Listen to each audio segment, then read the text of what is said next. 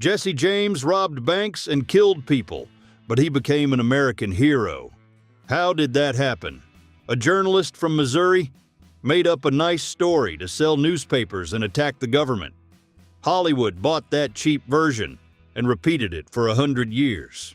The real Jesse was a Confederate guerrilla who never robbed the rich to give to the poor. That never happened. And the real facts are much worse. Fact 1. Jesse James got shot while trying to surrender with a white flag. In May '85, the Civil War was already over. Jesse James was just a teenager who had spent years riding with Confederate guerrillas. He wanted out.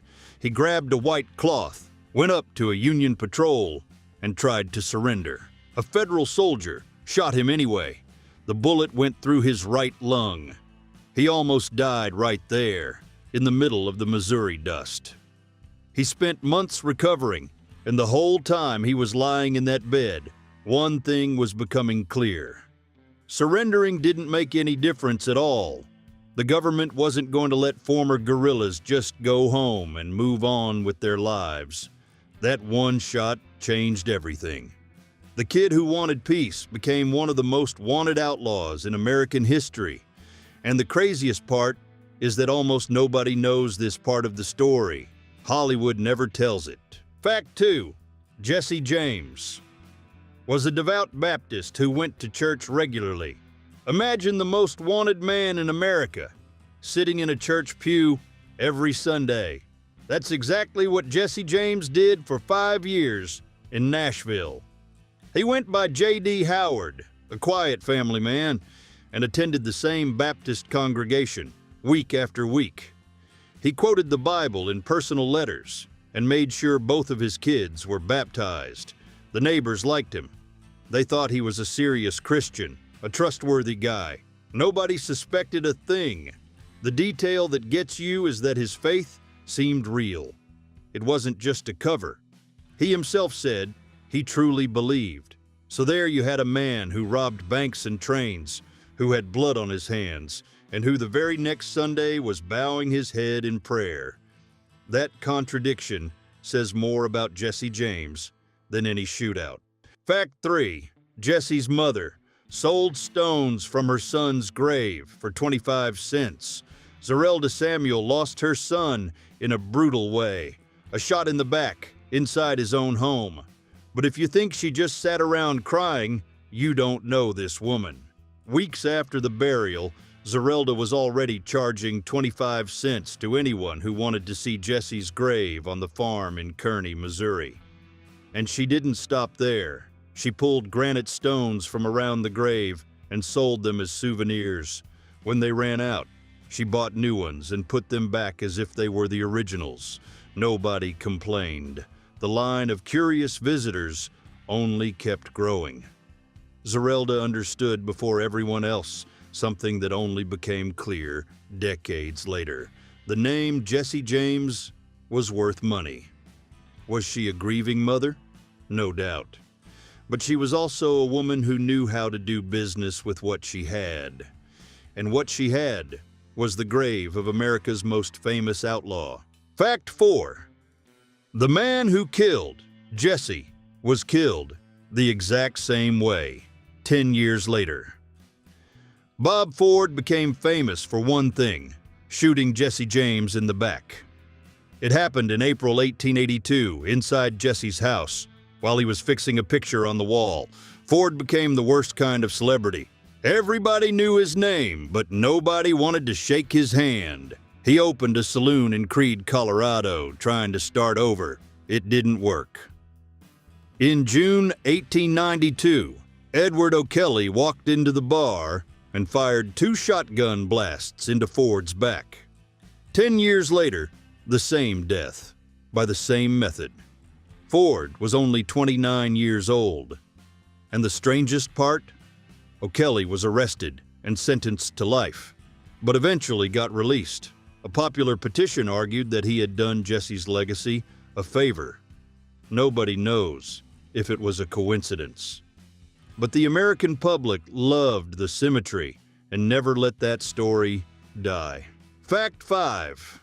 While half the country was hunting Jesse James, he was sitting somewhere reading little stories about himself. Starting in '85, cheap little magazines called dime novels became a craze in the United States. They cost a few cents and featured stories about outlaws, cowboys, and adventures in the Old West. Jesse James became a star of those publications. And the craziest part? He read those stories. Members of his own gang later said Jesse got a kick out of the exaggerated versions and would even comment on what was true and what was made up. Imagine the scene. The most wanted man in the country, hiding somewhere in Missouri, flipping through a cheap little magazine where he showed up as a hero. Jesse knew fame protected him as much as it threatened him. The more people read about him, the harder it became for any neighbor to turn him in. The legend was working in the outlaw's favor. Fact 6. Jesse's brother was acquitted of every crime and lived to be 72. Frank James was the older of the two brothers, and in the end, the one who spent the longest time in a life of crime. He spent 16 years robbing banks and trains, longer than Jesse ever managed to. When Jesse was shot dead in 1882, Frank decided to turn himself in.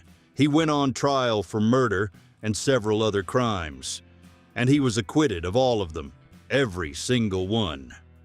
After the justice system washed its hands of him, Frank lived a life nobody would expect from a former outlaw. He sold shoes, acted in plays, started horse races, and even became a tour guide on the very farm where he grew up. He died in 1915 at 72 years old, in the same bed, on the same farm where he was born. Jesse became a legend and took a shot to the back of the head at 34. Frank committed the same crimes, never paid for any of them, and died an old man. Fact 7. Missouri almost officially pardoned Jesse James. In '85, the Pinkerton Agency attacked the James family farm in Missouri. They threw an incendiary bomb into the house. Jesse's half-brother, Archie, an 8-year-old boy, died. His mother, Zerelda, had her arm blown off by the explosion. The attack on a family's, and not on Jesse, who wasn't even there, outraged the whole state. The backlash was so strong that lawmakers introduced an official amnesty bill for Jesse and Frank James. The state government itself considered pardoning two of the most wanted outlaws in the country. The bill was defeated by the smallest of margins. Some historians say it was only 2 votes. If it had passed, Jesse would have been a free man in '85, 7 years before Robert Ford put a bullet in his back. The Old West would have been different. Fact 8. Jesse James never robbed from the poor to give to the rich. It was the opposite. You've heard that Jesse James was America's Robin Hood, right? That story was made up from scratch. There isn't a single document proving he gave money to anyone in need. Not one. What the records show is the opposite. At least 2 robberies by his gang ruined ordinary people, workers who kept their life savings in small-town banks. They lost everything. And who created this legend? A journalist named John Newman Edwards. The guy needed a political hero to sell newspapers and chose Jesse as his character. He made up the whole narrative. It worked so well that even today most people repeat it without questioning it. The lie became more famous than the truth. And that says a lot about how we accept a good story without checking the facts. Fact 9. Cole. Younger took 11 bullets in a single day and survived. In September '86, the James Younger gang tried to rob a bank in Northfield, Minnesota. Everything went wrong.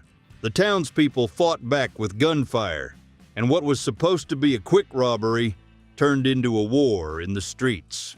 Cole Younger was shot several times right there.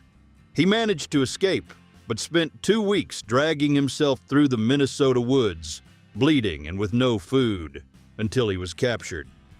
When doctors finally examined his body, they counted 11 bullet wounds, and the guy didn't die.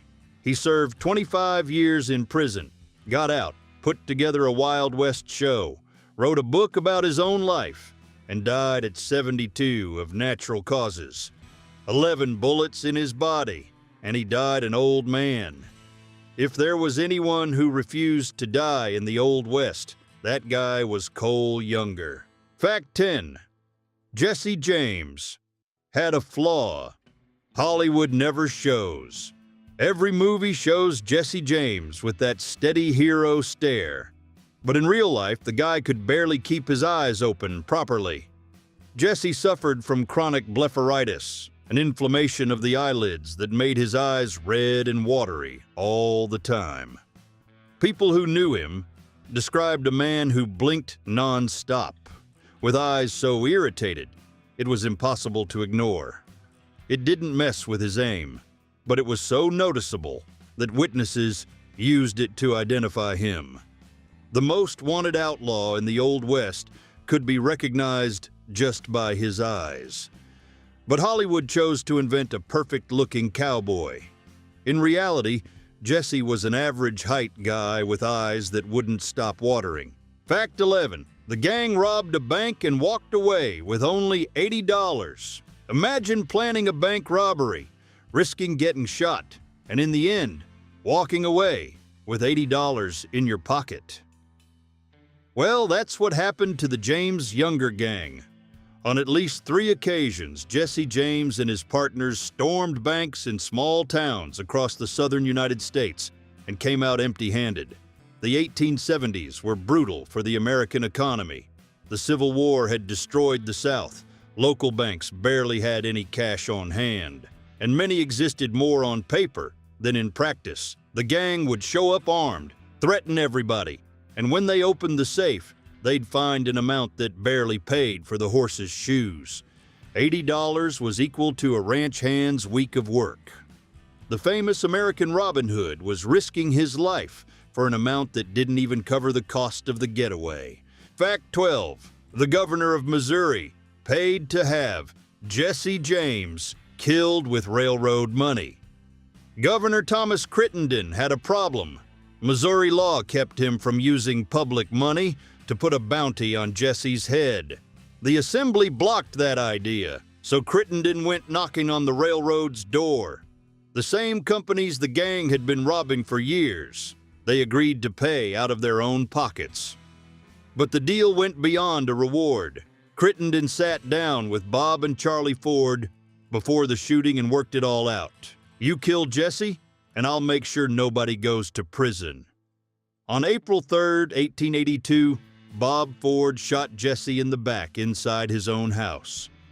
Hours later, Crittenden had already pardoned the Fords.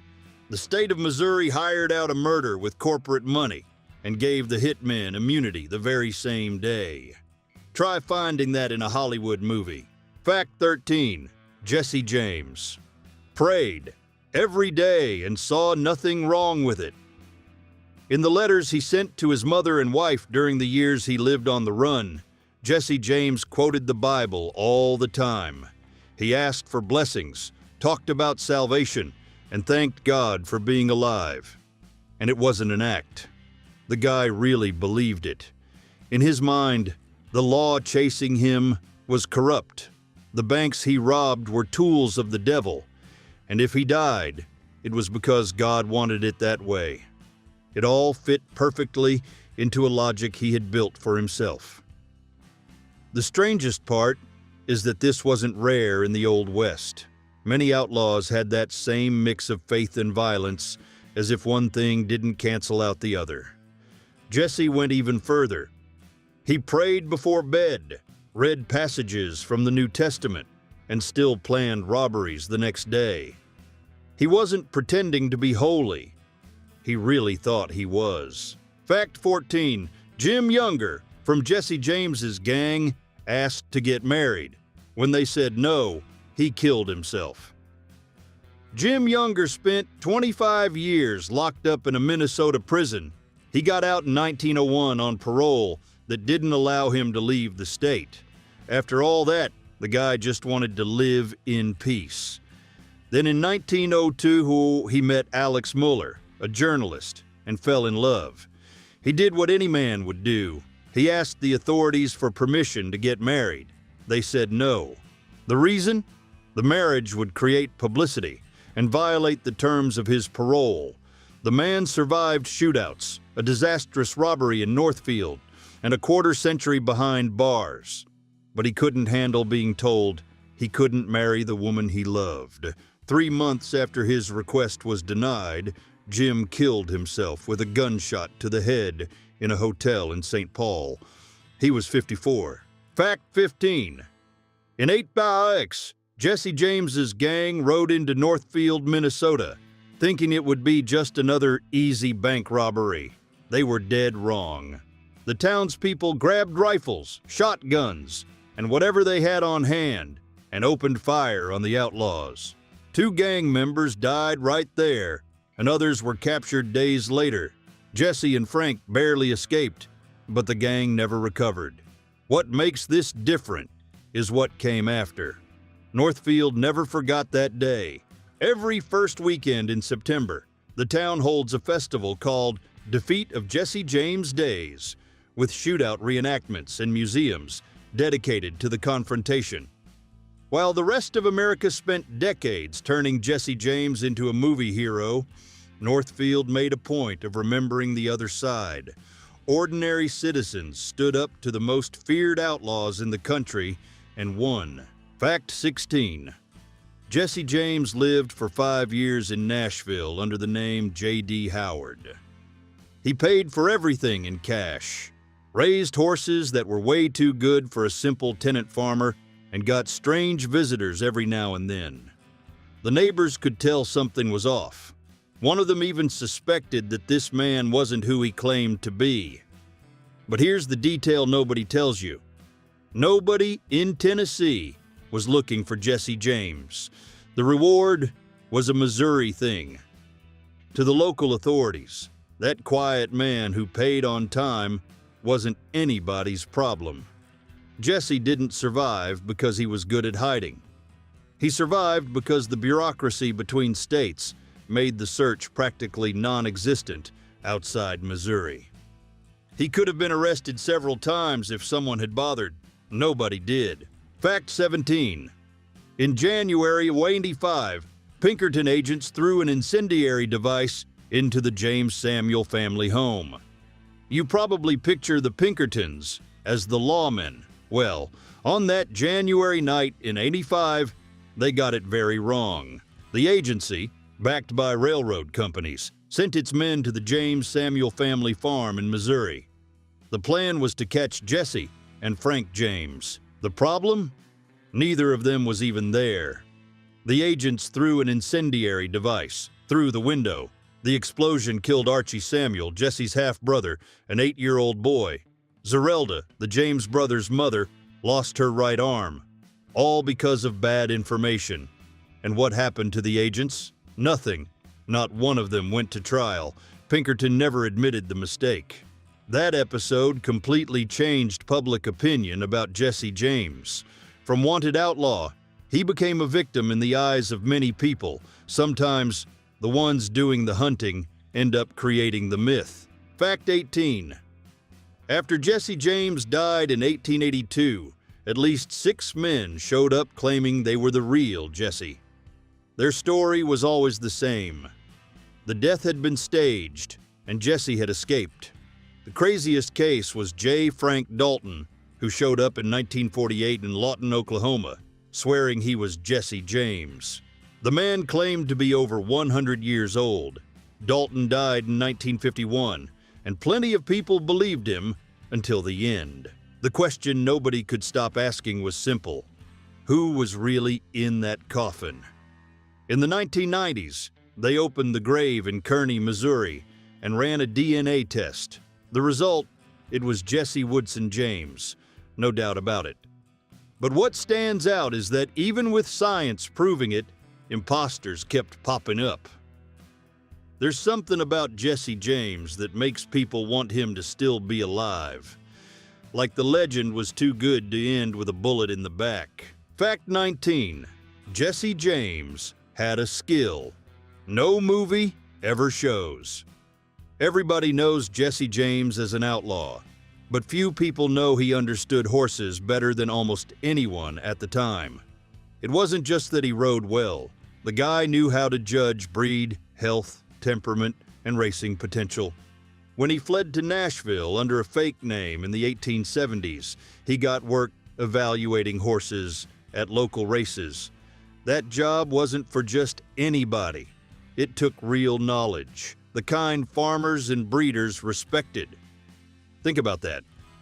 One of the most wanted men in America, making honest money because he knew his stuff. Decades later, Clyde Barrow became obsessed with the Ford V8. Jesse had that same obsession, only with horses. And he used that knowledge on both sides. He judged animals for farmers by day and picked the best getaway horses with that same trained eye. Fact 20. Jesse James was shot dead in the back in April 1882. The Missouri government spent 15 years trying to catch the guy and couldn't. The one who solved the problem was Bob Ford, a member of his own gang, who shot him inside his house for a $10,000 reward. The funeral took place in Kearney, Missouri, a town with fewer than 500 residents. More than 1,000 people showed up. People from other counties, reporters from St. Louis and Kansas City, curious onlookers who wanted to see the coffin of the most wanted outlaw in the country with their own eyes. That many people had never gathered in that town for anything before. Not an election, not a fair, not any celebration. The state failed to capture Jesse alive, but in death he became the biggest event Kearney had ever seen. Sometimes a guy becomes more famous after he dies than when he was alive causing trouble. Fact 21. In 15 years of robberies, the James Younger gang took somewhere between $200,000 and $300,000 from banks and trains. Sounds like a lot of money. But the deal that actually ended, Jesse didn't cost anywhere near that much. Governor Thomas Crittenden, backed by the railroad companies, offered $10,000 for his head. Bob Ford accepted the deal and pulled the trigger in April 1882. Now think about this. The gang's biggest robbery brought in $35,000 in one shot. The reward for Jesse was less than a third of that. The railroads spent years covering huge losses from the robberies.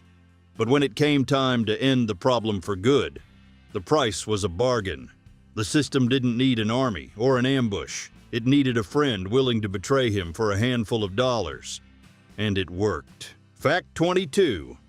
Frank James beat the system in his own backyard. The thing about Frank James's trial is simple. The outcome was decided before it even started. He was tried in Clay County, Missouri, the same place where the James brothers grew up. The people there still held grudges from the Civil War and hated the Northern railroads. When Frank sat in that courtroom, he wasn't facing strangers. He was facing neighbors. The jury barely needed any time. Not guilty. The prosecutor later admitted he knew from day one he would never get a conviction there, no matter the evidence. Think about that. The second most famous outlaw in Missouri walked into the one courtroom in America where the law couldn't touch him. Nobody bought the jury. Nobody had to. The whole county had already made up its mind long before the trial even began. Fact 23. Between 1879 and 1882, Jesse James lived through the craziest 3 years of his life. He went back to robbing, put together a new gang, tried to negotiate amnesty with the Missouri government, and was still being hunted by half a dozen posses at the same time. The guy was literally playing both sides, planning to turn himself in legally while setting up the next robbery. And this is where things get heavy. In April 1882, when Bob Ford pulled the trigger from behind, Jesse was thinking about changing his name again and disappearing into a Western territory. He read those cheap little novels that told stories about himself. He went to church on Sunday and robbed trains on Monday. His gang was already rotten from the inside, full of people ready to sell him out for a reward. Hollywood turned this into a pretty little Western tale, but the real story is way dirtier and way more interesting than any movie ever managed to show.